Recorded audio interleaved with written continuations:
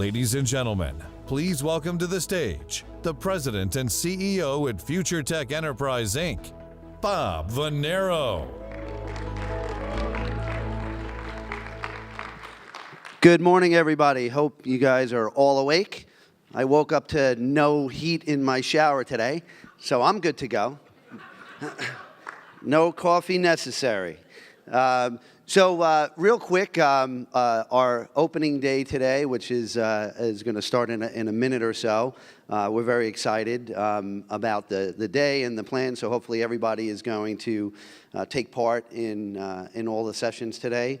But before we kick off, I want to introduce Larry Kudlow. So Larry is a very interesting individual around some of the things that he has done in the past, and you'll see that very shortly.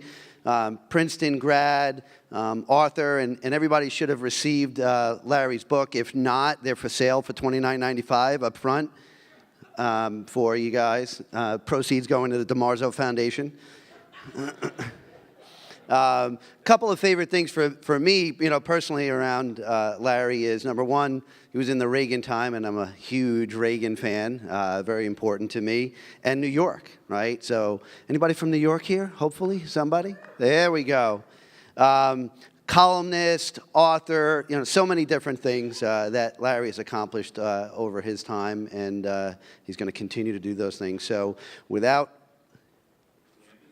CNBC, yes, all the good things, but I'll let you talk about all those good things. National syndicated, all of the good stuff. We all sell, right? Wasn't that the theme? We're all selling, Larry. So without further ado, Larry Kudlow, please. Wow. All right, kids, am I on? This good? Everything's working? That's a wonderful introduction, really. Can't appreciate you enough. Are you in marketing? Is that your, just checking. Okay, IT, good. Just thinking about what to talk about. It is 8 o'clock in the morning. You look about as good as I feel, so I'm glad we're all here together. I saw you all. I came in about midnight, 12:15. You all partying in that bar down there, and I said to myself, this looks like a good day to sleep in. No one's going to know. Okay, so in seriousness, I guess if I had a theme for you and the autumn, I've been sort of selling this, fear not, okay? Fear not. Now, there is always a lot of gloom and doom. I understand that. It's really been almost 10 years since the financial crash. The country is healing. The economy is looking much better. The stock market, which isn't a bad indicator of the future, looks very good. I'll talk about that stuff in a minute in some detail. I don't want to give you a political talk. It's not why I'm here. I can do that. I confess at the beginning, I did, along with my buddy Steve Moore and a few others, we wrote most of Donald Trump's tax cut plan during the campaign. Surprisingly, the plan they're unveiling now is basically what we wrote last summer. I don't know why they didn't just start it out in January and just go for that. Republicans don't do health care very well. They never have. There is no policy. Actually, Trump, I was in with him a few weeks ago. He wished that they had done tax cuts first. But I'm going to push the tax cuts as a matter of pro-growth policy. If you hate Trump, that's cool. I'm not going to defend all that. I'm interested in growth. That's all I'm interested in, growth and prosperity. These are long-time Kudlow themes. When I was a child, I was the deputy budget director for Ronald Reagan. We used tax cuts, great success in those days. You may hate Reagan too, but the economy boomed really for about 20 years. The book, did I see a copy of the book? There you go. I knew it's in your superb introduction. The book that you really, this is not a book about sex. This is a book about economic growth and taxes and incentives. And it's called JFK and the Reagan Revolution. And it's really easy to read, no kidding. It's mostly history, economic history, all right? There's some economic gobbledygook in here. You can skip those pages. They're not essential to your understanding of my point of view, which is, I've spent the better part of my career. I'm very blessed. I did go to Princeton. I started at the Federal Reserve in open market operations. I worked on Wall Street. I was drafted into the Reagan transition and subsequently, as I said, became the deputy OMB director, the budget director.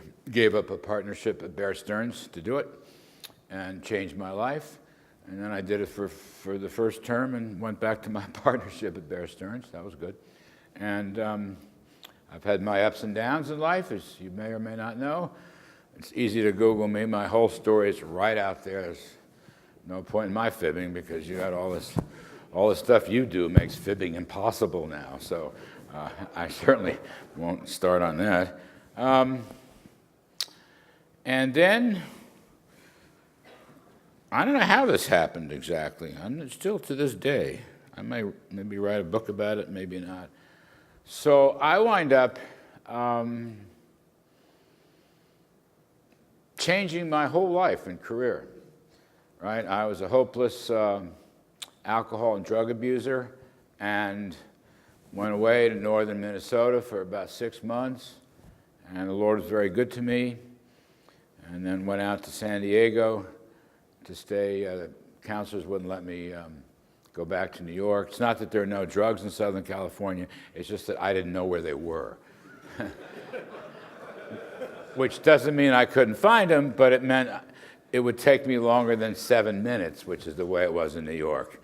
And I'm not here to proselytize about anything, but I would just say that Mrs. Reagan was right many years ago. Just say no, all right? And we have these horrible opioid diseases now spreading around the country. It's the worst thing I've ever seen. I'm still very active in the 12-step program, and these, young kids, God bless them, they come in and, painkillers and lead or marijuana is a gate opener. I'm not going to lecture you on drugs. I'm happy to talk about it. I'm just sort of telling you my quick biography.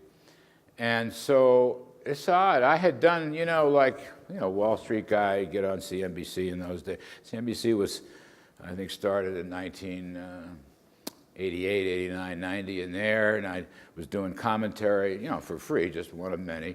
I had done a lot of work for John McLaughlin, who has passed away recently. I used to do a lot of irregular work, once every few weeks for John's old show, the McLaughlin Group, which was a wonderful thing, and other stuff. And I don't know, long about the year 2000-ish, 99 in there, and I'm still an economist, basically. The TV was taking up more time than the consulting or whatever I did. And I was lucky enough, found an agent. Agent goes in and negotiates an exclusive clause. So they pay me, I can't go on. In those days, it was CNN, Money Line or something, and Bloomberg. So they paid me a little bit of that. And then after 9/11, I'm just going to tell you this, so you should have done this, but I'm going to do it for you. After 9/11, which, as anybody who's from New York or knows New Yorkers in this audience, how hideously horrible that was, the most famous guy we had on CNBC was a primetime show as my buddy Geraldo Rivera. I don't know if anybody knows, the old news guy. He's sort of, I don't know what he is, he's a moderate. And anyway, he used to have a primetime TV show, $5 million a year on CNBC, and NBC News owned it. And it's really kind of a cool story. So the United States invades Afghanistan, right, in October, November 2001. It was right, it was boom, right. We didn't go into Iraq for another 5-6 months. And Geraldo, who had been a war correspondent way back in his past, up and left. He just vacated the 9 to 10 p.m. slot. That's the heart of primetime television. And as I said, NBC, CNBC was paying about $5 million a year. So he up and left. So that is gap. And I'll never forget this as long as I live. I used to have an office in Midtown New York, and I get a phone call from the head of NBC News that I basically had met. And, hi, Larry, it's Neil. And he said, we've got this opening from 9 to 10, and you and Jim Cramer are going to take that show over. Jimmy Cramer, who's still doing all that stock market stuff. He's a brilliant guy, and he's a good friend of mine. You and Cramer are going to do this. I said, wow, it's great. Really, it's great. You might even pay me for it at some point, right? He said, yeah, we'll do that. Talk to your agent.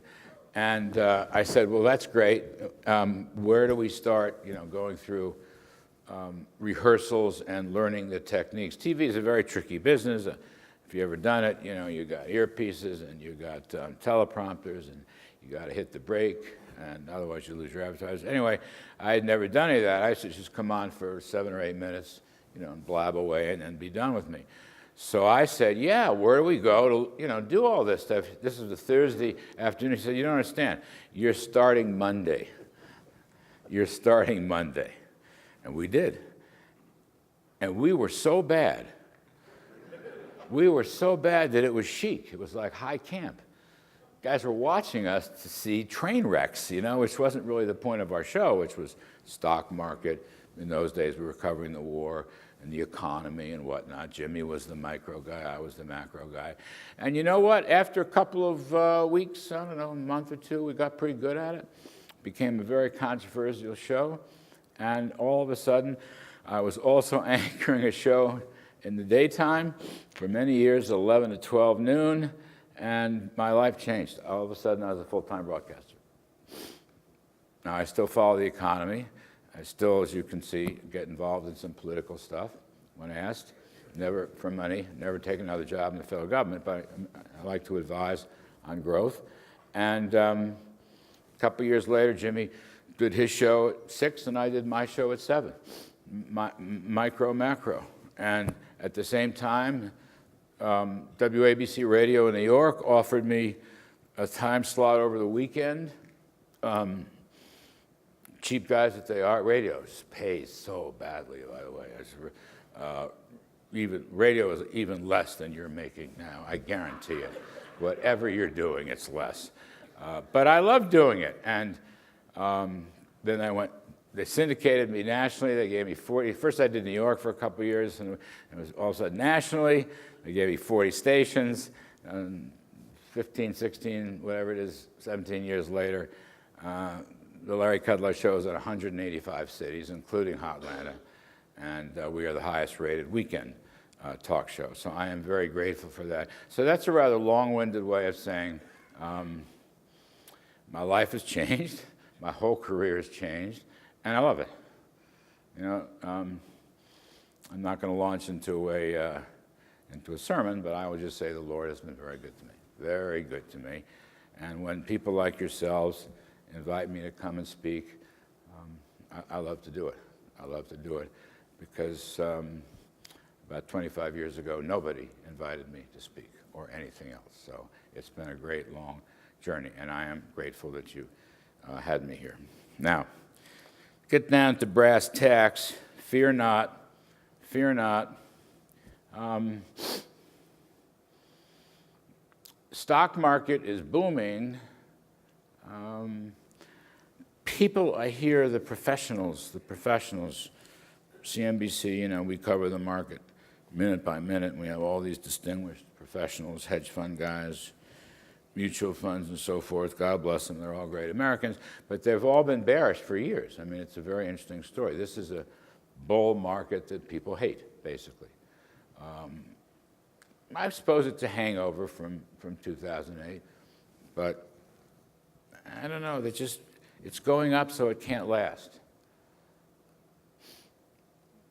Well, I don't know if you ever read, you're not stock jockeys, thank goodness, but a mentor of mine from Penn, Dr. Jeremy Siegel, wrote a book called Stocks for the Long Run.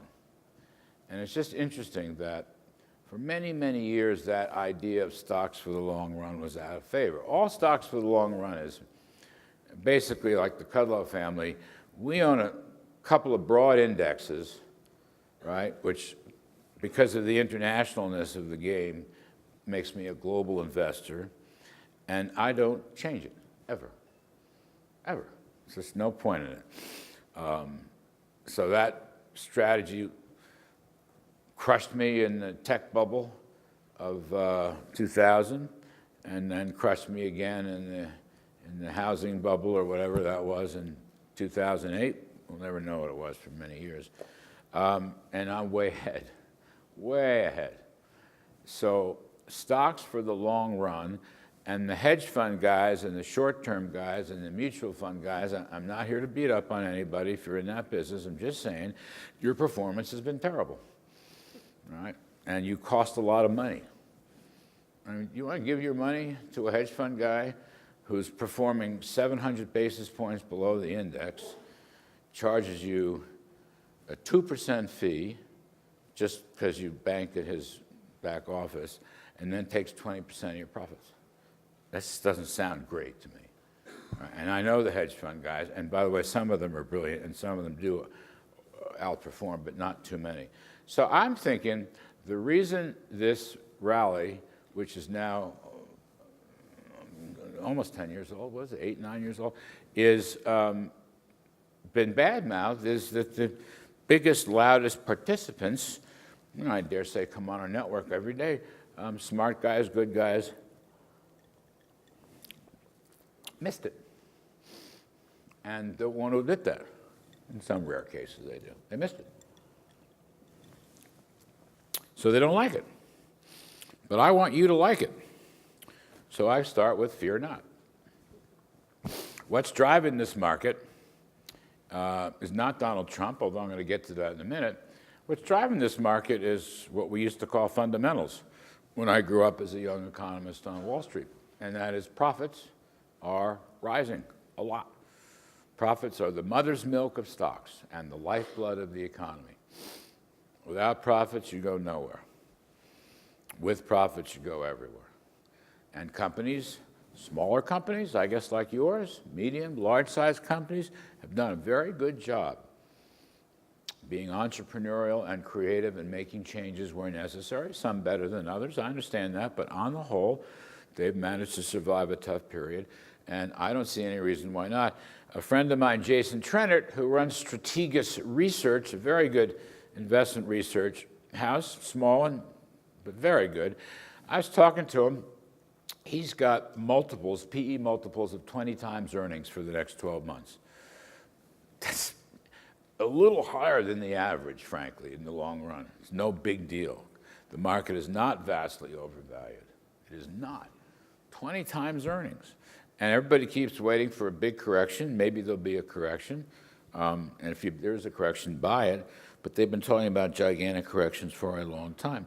I notice that the dollar is going up and gold is going down. Those are very healthy signals. That means people will invest in a strong currency and there's no inflation. There's no inflation. People have been looking for inflation in the top right drawer, the top left drawer, underneath their desk, in the trash bucket, and cannot find inflation. Even the Federal Reserve, I say even, they may be the last to know. Mrs. Yellen gave a talk the other day and said that the Fed's inflation models, which are driven by employment and unemployment, haven't worked for 20 years. And I was on the air that day. I do 3 or 4 times a week now as a part-timer. I said the only disagreement I have with Mrs. Yellen was the models haven't worked for 40 years, not 20, 40.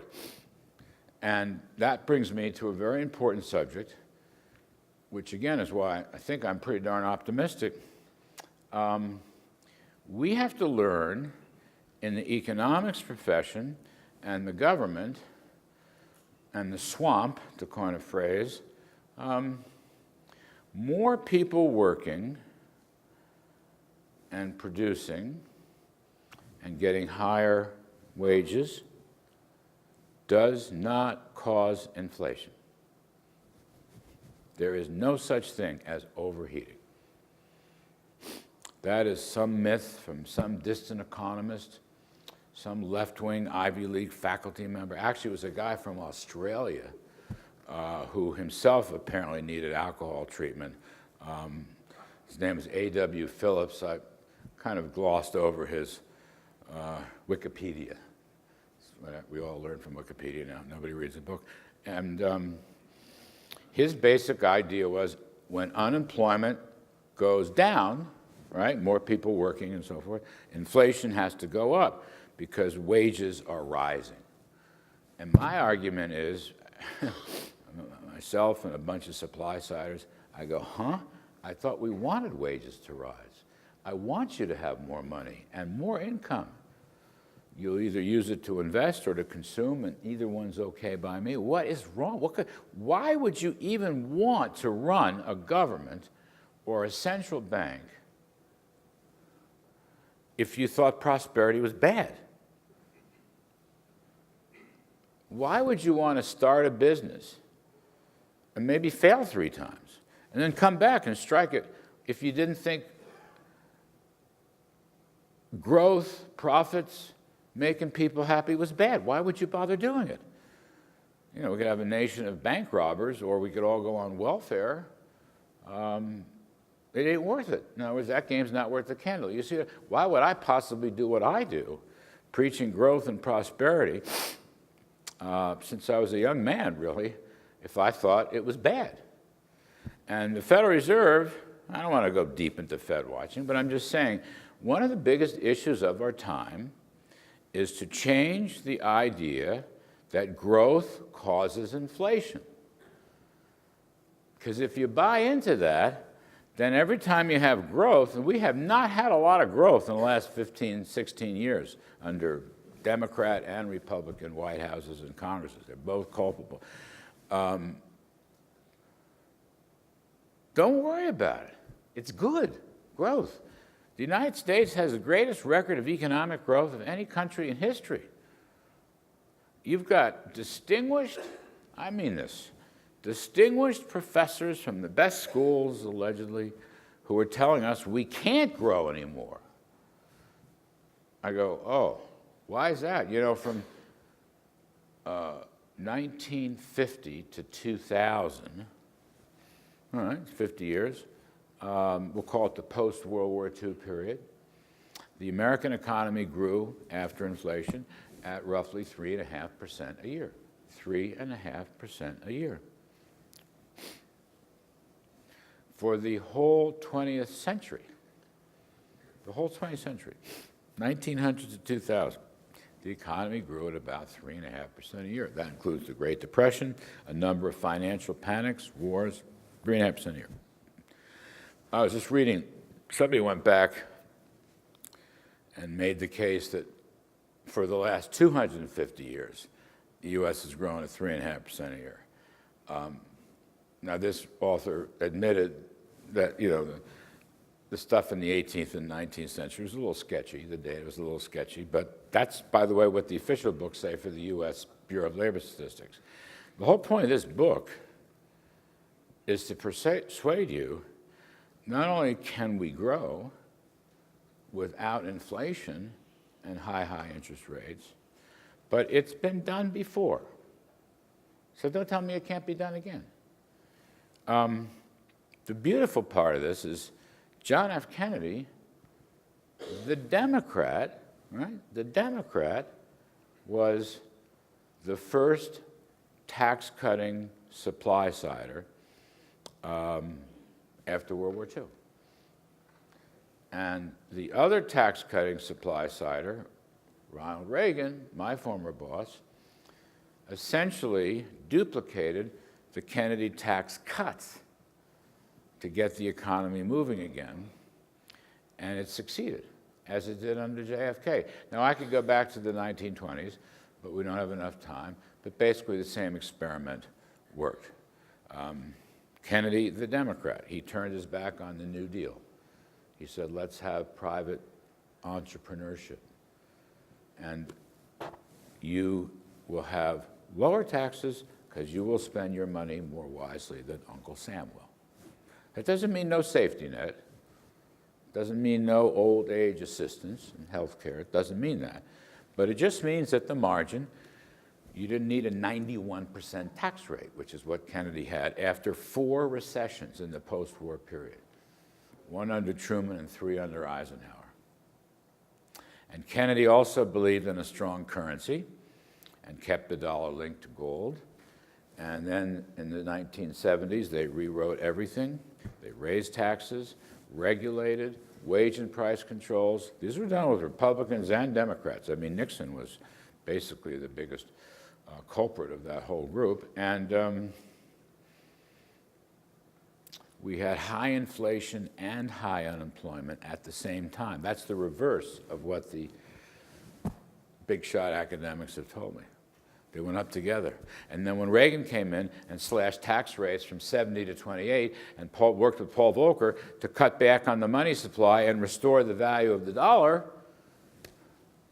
guess what? We had low inflation and low unemployment at the same time. So I mean, look, I'm a refugee from one of those Ivy League economic departments. I don't go there anymore. I don't go near the place anymore. But I'm just saying, exactly the reverse on the way up and on the way down. Now, that's pretty cool. You can be wrong, but you can't be repeatedly wrong unless you have a Princeton PhD, of course. Then you can be completely, utterly wrong and we'll get tenure, right? Never have to worry about working again. So that's the story of this book. It's real simple. And I want to pick up on it, remaining moments. We can do it again. You know, we have had a lousy period. We've had 15 years. I'll go back to the year 2000. 2000 was the peak in a lot of things. I'm not going to bore you with the data, but almost everything peaked in 2000. And under my friend George W. Bush, President Bush, is a very dear personal friend of mine. Love the guy. Made a lot of mistakes. Did some things right. Did a bunch of things wrong. The dollar collapsed. He did cut tax rates for a bit, but the dollar collapsed. And in the Obama years, after the financial crash, you know, they tried the old Keynesian spending multipliers, spend your way out of recession. It didn't work in the 30s, didn't work in Europe, didn't work here. So we've been growing at 2% for, I'm going to call it 20 years. That's a bit of an exaggeration, just make it easy. 2017 coming to a close, and the peak was 2000, so 17 years. People are unhappy. If you're a middle-income wage earner, you haven't had a real wage basically since 2000. That's the story of this election, past election. People were not happy, and they wanted change, big change. You can decide amongst yourselves how the change is doing, but I'm just saying that was the theme. By the way, from the left and the right. It's very interesting to me, and we're seeing it in Europe. Why is this? Because they become pessimistic. I hate pessimism with all my heart. America is fundamentally an optimistic country. That is our whole history. We've had some bad times, but we've had a lot more good times. We've made mistakes, but we have a way of correcting the mistakes. The opening chapter of this book is about people in a bad mood. Just as I might add they were in the late 1950s, after 3 recessions in 8 years. I'm not here to beat up on General Eisenhower, but I'm just saying he wasn't much of an economist. And Kennedy was a better one. And the other point I want to make, this is my fun bipartisan point. Kennedy, the Democrat, cut tax rates first. I said that before. Reagan, the former Democrat, cut tax rates. They both turned their back on the New Deal. Very interesting. Reagan was a strong liberal New Dealer. John F. Kennedy turned his back on the Democratic New Deal. He needed Republicans to pass his tax cuts, and Reagan needed Democrats to pass his tax cuts, and they both got them because they worked it pretty good. I love that. I'm a former Democrat. deep, dark past. And I worked for a former Democrat. And a lot of my friends who worked for the former Democrat themselves were former Democrats. In fact, I wasn't a registered Republican until about the second year in the Reagan administration. Our local New York State senator wanted me to run for the Senate. They checked my registration. Whoops, wrong party. Well, I did re-register as a Republican, but I'm not a great Republican. I'm a supply-side tax-cutting Republican. JFK, Democrat, Ronald Reagan, Republican. I actually think the only really good Republicans are the ones who were former Democrats. You know what I mean? I think that's true. Right, it's precisely right, man. Jack Kemp, who was a great, dear friend, the late Jack Kemp, congressman, he used to say, I'm a JFK Democrat and a Ronald Reagan Republican. And, well, both parties have their weak spots. But I don't want to talk politics. That was just an aside. That's all that was a quick aside. So I'm not asking for much. I'm not asking for much. I just want to launch another 25-year prosperity. That's all I'm asking for. And we'll have a little interruption, go on another 25-year prosperity. I want the 21st century to be another American century. I do not believe that we are doomed to something called secular stagnation, slow growth. I don't believe any of that stuff. I just look at history. It tells me if you do it right, you'll get it right and you'll grow. I want everybody to have jobs. I want you to have higher wages or bigger salaries or more stock options. I want you to get wealthy in the stock market.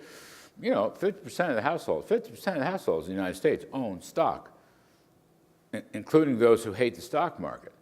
But a lot of these, pardon the phrase, government union types hate the stock market, seem to hate rich people, hate successful companies, but their rank and file are enrolled in either pension funds or 401ks.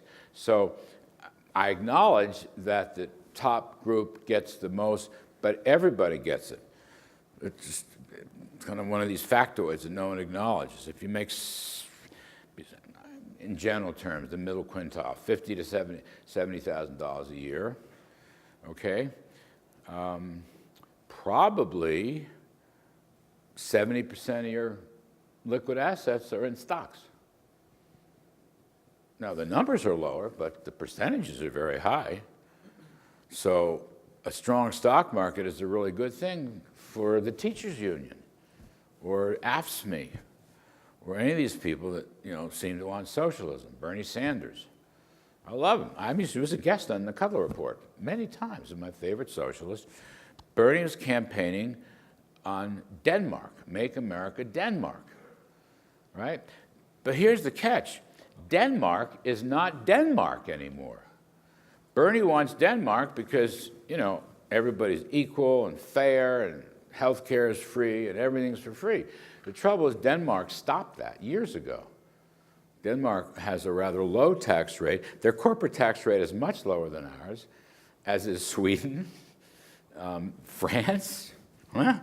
So Senator Sanders has an interesting model, but nobody uses it anymore. You know why? Because it doesn't work. So I don't want to use it here. I want stuff that's going to work. So here's what's going to work. Real simple. I'm going to lay it out. You can, please, feel free to disagree. I love Q&A. I don't get out much. I want to hear what's on your mind. As long as there's civility. This is the only suit I have on this trip, so you've got to be very careful. I believe in particular, when we wrote Trump's tax cut plan, the biggest damage to our economy in the last 20 years or so has been our uncompetitive business tax burden, businesses, both large and small.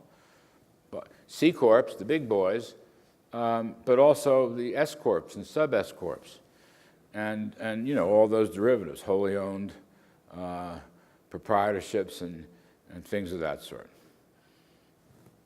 They're overtaxed. So what happens? So particularly the larger companies move offshore. First, they put their cash offshore because they don't want it double taxed in the foreign country and back home. Then pretty soon, you know what? They closed the factory in Wisconsin and they put that offshore. That's what Trump kind of ran on. It's not quite as easy as he thinks, but he's on to something. He was. But the way to do it, in my opinion, is not to build trade barriers and walls around our country. It's to get our regulations down and our tax rates down so we're even better than the next country. So the money will come back and the cost of capital after tax will fall and the return on capital or the return on investment after tax will rise again. My friend Fred Smith, the CEO and chairman of FedEx, I believe he might possibly be the best businessman, entrepreneur in the last 50 years. Fred always says, I mean, I just saw him, but on the TV and the radio and whatever, stop punishing investment. Okay? Well, he's on to something. Unfortunately, not everyone agrees with him. And I'll just give you Kudlow 101. You cannot have an improving wage or good job or better job or more jobs. You cannot have that unless you have a healthy business, right? Businesses create jobs and pay. So if you're overburdening business with regulations and taxes and God knows what, as we have in both parties, what do? You get lousy businesses. So the job picture deteriorates and the wage picture deteriorates and the family picture deteriorates. But in order to have a good business or start a new business, start one or maintain a new business, you have to raise investment capital. There's no other way around that. This is not a Democratic riff. This is not a Republican riff. This is a common sense, Kudlow 101 riff. You want good work, you need a good business. You want a good business, you need investment. If you punish investment, then the bet's off. It's not about fairness.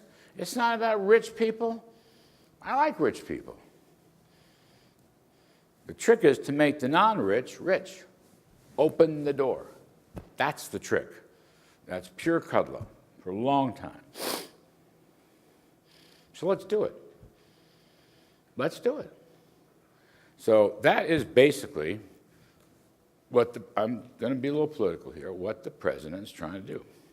That's what he's trying to do. He may not do it to your liking. He may say things nobody likes. I'm not an intimate of his, although I know him pretty well, still talk to him quite a bit. I don't mess with that side of it. I leave that to Ivanka and Jared and them. I just say, here's good policy, economics, and here's bad policy.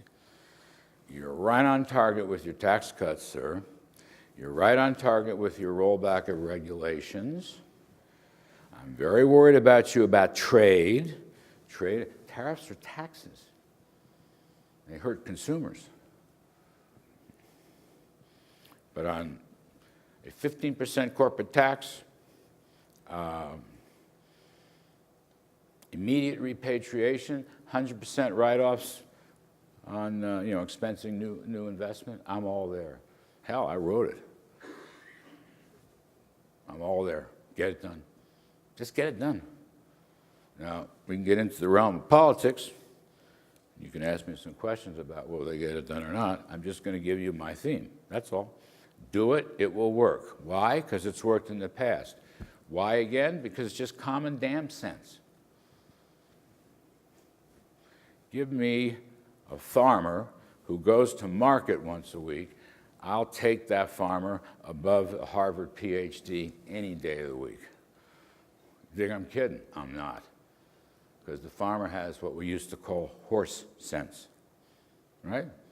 There may be some horse shit, but mostly it's horse sense, okay? I'm sorry, it's early in the morning and that just rolled off my head. I don't want to tax the rich. By the way, did you see Phil Graham's, former Senator Phil Graham? Wonderful, brilliant guy. He was writing in the Journal, Wall Street, I guess it was yesterday. The top 10% of earners in the United States paid more than 45% of all taxes on income. They don't pay their fair share? Well, what's that mean? In Sweden, the top 10% of earners paid less than 27% of all taxes. In France, the top 10% pay less than 25%. France. We pay 45%. You want to tax them more? Come on. It just doesn't make any sense. The facts aren't there. The rhetoric is there. The facts aren't there. Phil Graham is on something. After the JFK tax cuts, the economy expanded at 5% a year, 5% a year for 7 years after inflation, and guess what? Revenues went up because of better growth. Under Reagan, the economy grew at 4.5% a year after his tax cuts, 2 big tax cuts, and guess what? That growth generated higher incomes and actually more taxes. The revenues went up. When we raise taxes, the growth goes down, revenues go down. I'm a complete contrarian on this, all right? You want more revenues to spend for health care, Social Security? Grow the economy. Not with high taxes, but with low taxes. You want your businesses to rebuild? Stop punishing them. Stop punishing them. You Americans? Yeah, you Americans. These are, what are you, small tech people? Who are you? Who are you? I told you who I am. You didn't tell me who you are. Huh? All right, just kidding. I want you to succeed. I want the government burden to be minimal. That doesn't mean we don't have to pay up for some people. That doesn't mean we shouldn't help sick people. That doesn't mean we shouldn't help people with pre-existing conditions. It just means there are limits to that. And it just means we have to live up to our potential. As JFK said, a rising tide lifts all boats. It has worked. It will work again if we let it work. And as far as the Federal Reserve is concerned, quit telling me growth causes inflation. I don't want to hear it. That's why I want a new Fed chairperson. I want a new clean house. The Fed is part of the swamp. And I come from the Fed. I started my career at the Fed. It's very, very friendly with the Fed people, but they're wrong. Keep the dollar stable. Keep the dollar stable. No inflation. Keep your tax rates low, at the margin, big growth. No inflation, big growth. Can you quarrel with that? You may hate Donald Trump's guts. I'm not arguing that. I'm just arguing a theory. And I don't know why the Democrats can't do this. Like I say, I was a Democrat. Reagan was a Democrat. Kennedy's Democratic tax-cutting legacy has been written out of the party. And it's a pity. I mean it. Because we need both parties working together in bipartisanship. That's a big theme in our book. Not only that, we need people to discuss these issues with some degree of civility. It's my last thought, civility. This is a lost art. You can go back and Google up or Facebook a JFK speech or press conference, and ditto with Reagan, and you will see fact-based arguments to support their position for lower taxes and growth. What you will not see is personal attacks, smears, and insults. For 15 years, every night in the air, I had guests on my show, Democrats, lots of Democrats, many of whom are very good friends of mine. We disagreed. Okay, we disagreed. But we did so in a manner that was civil, and there were facts, and it was a pleasure. Okay? But if you start calling me names, I personally am not going to call you names back, but some people will. The point is why? There's so much political polarization. It grieves me. I must say, it grieves me. Civility is a big part of our book, as is sound pro-growth, supply-side tax cuts. Big part of our book. JFK practiced it. Reagan practiced it. We need more practice from our politicians in both sides of the aisle. I'm sorry. We go back and forth. Well, you started it, and she started it, and he started it. I don't care. It's enough already. That would help enormously, the idea of civility and fact-based discussions, and a little bit of self-deprecating humor as well. So I'll kind of end where I started. Fear not. Fear not. I think the business tax cuts are going to get through, and I think we're going to start growing at 3 to 4% again soon. Soon. I think the deregulation movement is pretty strong, going to continue, and we'll probably wind up being bipartisan. In fact, I'm hoping my former party will begin to move itself back into the center where it belongs. We'll see. I may be very right. Here's what I will tell you factually. Since the election, for whatever reason, the Dow Jones is up 24%, the S&P is up 20%. If you look inside the stock market, it's the growth stocks, the economic growth stocks that are doing the best. That's a great sign. Tech, 30% up. This is since the election. So what are we? We're not quite a year. Not quite a year. We're close to a year. Tech stocks up 30%. Commodity stocks, 22%. Financial stocks, 31%. Industrial stocks, 21%. Those are all the lagging indicators. We like it that they're running. That doesn't mean they won't have a correction, but this is a good sign. Interest rates, up slightly. That's good. Rates too low. If you have a stronger economy, rates will rise. Real interest rates will rise. They're up a little bit. Gold, down. Dollar lost some ground, now it's getting it back. It's way ahead of where it was 5 or 6 years ago. Inflation expectations, low, 1.5%, 1.8%. I like this. I like it a lot. Gold down, dollar up, I love that. Inflation expectations, low, and the actual inflation numbers, low. And the economy looks like it's starting to pick up some, you know. So we had 1% in the first quarter, 3% in the second quarter. Third quarter come in about 2.5%, would have been better, but we had the horrible hurricanes. Fourth quarter come in probably way above 3%.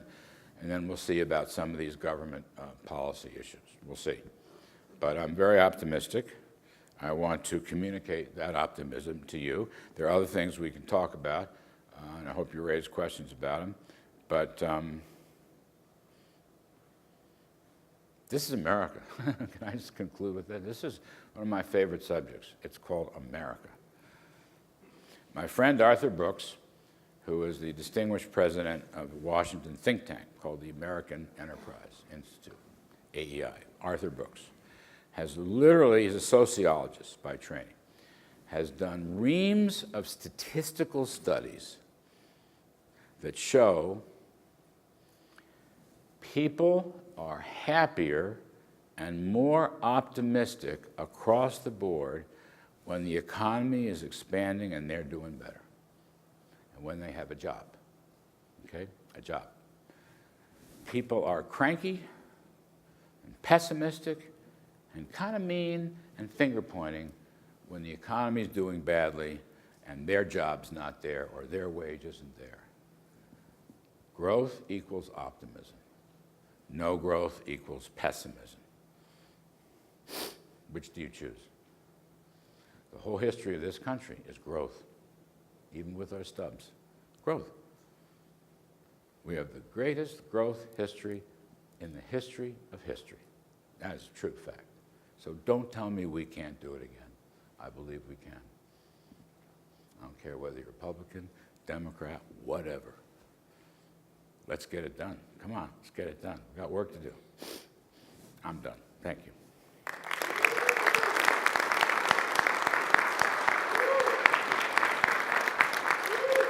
Are we on? Larry, So, great job. We got to do some Q&A. I'm going to ruin your whole schedule, but you got me All down. right, Q&A. You got me down here in the dead of night. I'm happy to start it off. All right, good. Go right ahead. Tell me who, where. Yes, sir. Go ahead, please. Guy from Michigan, who's seen manufacturing decimated throughout the years. I'm also a Democrat that's come to the Republican side. I agree with you wholeheartedly on tax cuts. I agree with you wholeheartedly on the deregulation. And I'm woefully aware that we became non-competitive from a manufacturing side, not the least of which was the unions and the work that we did, our lack of competitiveness. But that being said, there's a whole bunch of workers out there that are on the dole right now because we don't have jobs for them. So if we don't stimulate that part of the sector with some trade incentives, how do we fix the China problem if we don't enact tariffs or do something else? Well, if you're talking China, I'm talking about China's not my favorite country. And it gets worse from there. If I just focus on trade, you know, one of their biggest sins is they steal our intellectual property rights. And you know how they do them. You want to open a company. I mean, it's fascinating. CNBC for many, many years was owned by GE. And I used to talk to Jeff Immelt about this because they're, you know, whatever you think of him or GE, they're a global company. And he was actually starting 5 or 6 years ago, bringing his operations home because every time he opened up something new or expanded, he could get through the Chinese government, but the provincial government, you know, what we would call states and localities, states and cities, they, first of all, it's like a mafia operation. You got to give them tons of money to get your plans through. I mean, it's really like a mob operation. Secondly, you have to give them specific plans of what you intend to do, including how you intend to do it, which is to say, they get to see and take your technology. That's illegal. The WTO should be ruling on that, and I think this will be raised. I think Trump's going to raise it, and I think he's going to have a lot of bipartisan support. I don't want to see a global trade war. I want to see Americans be so competitive that people will either stay here or come back home, or people who were never here will come here. That's the best way to do it. But there are instances, I don't deny it, I'm a free trader, but I agree there are instances where others don't play by the rules. China, probably the most prominent. Japan, by the way, a country that I very much like, nonetheless, same problem. Japan is one of the most closed economies. That's why they haven't grown in, whatever, 30 years. One more question on the left. On the left. Questions? Yes, sir. You're right. He didn't mean on the left. He actually is to the right. I think many of us have read about the tax reform that the Trump administration is looking at doing for corporations, particularly C Corps. What are they doing for S Corps? Because I know myself, I'm an S Corp, and probably many of the folks in here Me too. are S Corps. Me too. I'm with you. I'm an LLC. Yeah, no, I get it. I can tell you what the plan is. I can't tell you what the outcome's going to be. Right. We always had double tax cut for the C Corps and the S Corps. There's something like 25 million S Corps in the United States, so it's a huge chunk of the economy. So the deal was 15% for the C Corp, which has now kind of drifted up to 20. Trump's drawn a red line in that, and I hope he stays with it. And every time I see him, he's been very good on that. And regarding the smaller companies, Because you're only taxed once, your rate won't go as low, but you'll go to, in the House plan and the Trump plan, 25%. That's pretty good. You're paying 40 plus now, or I am. I mean, I live. We're going to have Steve Burke ask the last question, and then we got to cut it because Allison's about to kill me, Mr. Kudlow. I love Ellison. Go ahead, Mr. Burke. I love Ellison. I'll take care of her. I want. I'm only taxed once. You're only taxed once. The corporations are essentially taxed twice. So that's pretty good, though. You would take that. And there's ways to separate business and personal income. That's very important because there's got to be some safeguards. I don't want to give hedge fund managers a lower rate. Right? Not that I dislike them. I've been a little hard on them. Many of them are good friends of mine. But anyway, that's what they're going to try to do, and the repatriation and the immediate expensing. It's a great package. The business side is the heart of the package. It's better than the individual side. Is the 25 max? You know, they haven't fleshed it out, but I think it's meant to be. You know, once those folks get in committees and start in legislative process, it's extremely ugly. But yeah, I think it'll be close. That's what I think. The trick is, can they actually get it passed?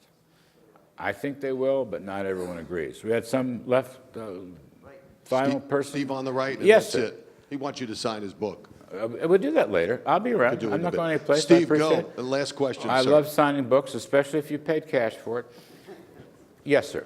Larry, what's the greatest threat to this not happening? You seem confident it's going to happen, but you see this stalemate in Washington, constantly get nothing done. What gives you confidence that this tax cut will get through?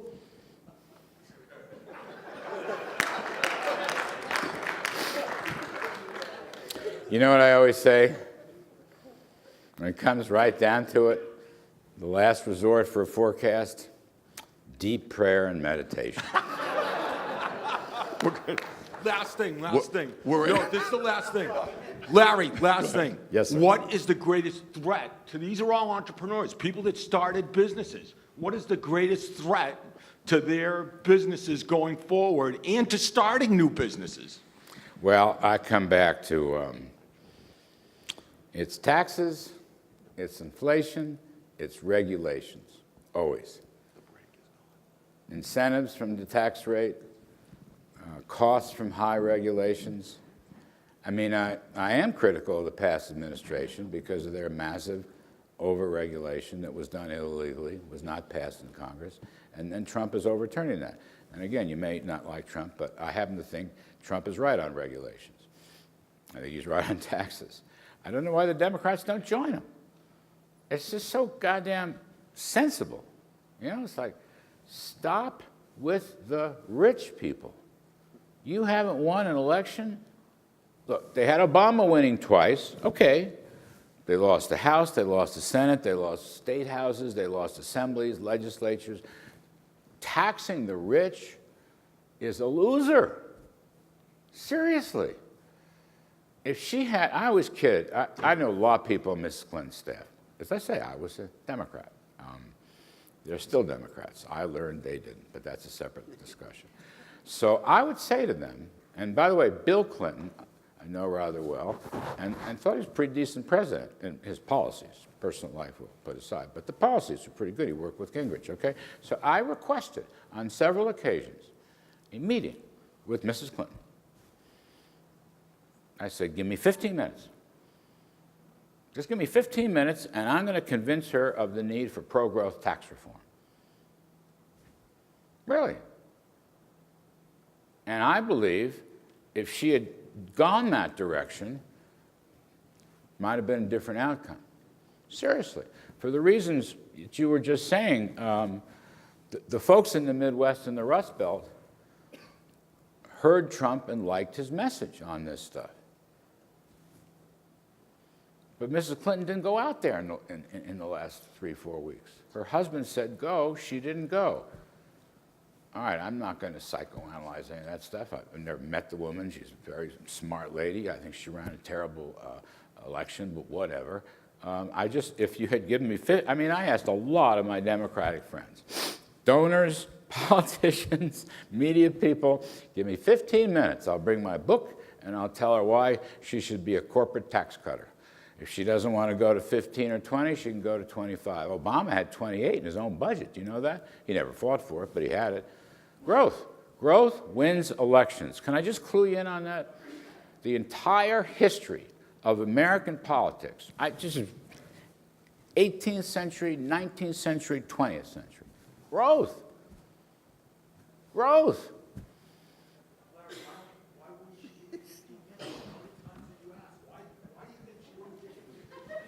You're asking me? How the hell do I know?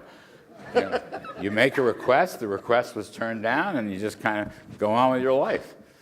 It's not like I wasn't there to help her versus Trump.